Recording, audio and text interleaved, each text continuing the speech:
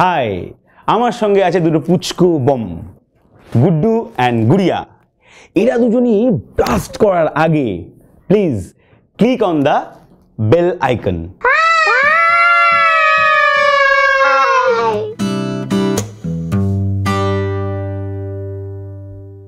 নমস্কার, আমি অনুপম হরি। গুড়িয়া যেখানে, গুড্ডু সেখানের পরিচালক। আজকে আপনাদের সাথে পরিচয় করিয়ে দিই গুড্ডু এবং গুড়িয়াকে। গুড্ডু, তুমি তোমার পরিচয় দাও। হাই, আমি হচ্ছি গুড্ডু, ও হচ্ছে গুড়িয়া। গুড়িয়া যেখানে, গুড্ডু সেখানে। গুড্ডু, তোমার নামটা বলো, তোমার ভালো নাম, তোমার স্কুলের নামটা বলো। আমার স্কুলের নাম হচ্ছে অভিরূপ সেন। আমার নাম পৃথা ঘোষ। বুঝতেই পাচ্ছেন কত ছোট, কতটা ক্ষুদে আর কি, এবং এদের নিয়ে কাজ করার তো খুব সাংঘাতিক অভিজ্ঞতা। গুড্ডু সম্পর্কে আমার একটাই কথা বলার, মানে এত এনার্জেটিক বাচ্চা। আমি এটাকে অনেক বাচ্চা নিয়ে কাজ করেছি, বাট ওর যেরকম মানে এনার্জি, সেইটা জাস্ট ধারে কাছে কেউ আসতে পারে না। বাট স্টিল ও যখন পারফর্ম করে তখন ওরই এনার্জি এবং ওর টু গুড। গুড়িয়ার ক্ষেত্রে যেটা হয়, মানে ও খুব সফট, মানে একবার একটু চোখ বড় করলেই গুড়িয়া কেঁদে ফেলে।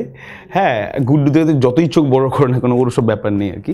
এবার তুমি বলো তো, যে শুটিংয়ের সময় গুড়িয়া তোমাকে কীভাবে ডিস্টার্ব করে, কীভাবে প্রবলেম ক্রিয়েট করে তোমার সামনে? আমার কিছু বলার নাই, আমি যেটা চাই ওটা চাই।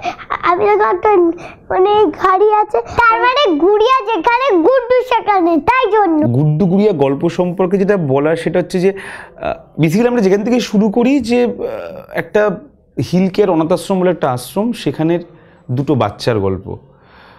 এই অনাথ আশ্রমের বাচ্চারা যারা পেট ভরে খেতে পায় না, যারা অনেক অবজ্ঞার মধ্যে দিয়ে, অনেক লাঞ্ছনার মধ্যে দিয়ে বড় হওয়া, যাদের মা বাবার কোনো ঠিক নেই, মানে মা বাবা নেই ইনফ্যাক্ট, সেখান থেকে দুটো বাচ্চা যারা মনে করে যে, গুড্ডু মনে করে যে আমার সবথেকে প্রিয় বন্ধু গুড়িয়া, আর গুড়িয়া মনে করে যে আমার সবথেকে কাছের মানুষ আমার প্রিয় বন্ধু গুড্ডু।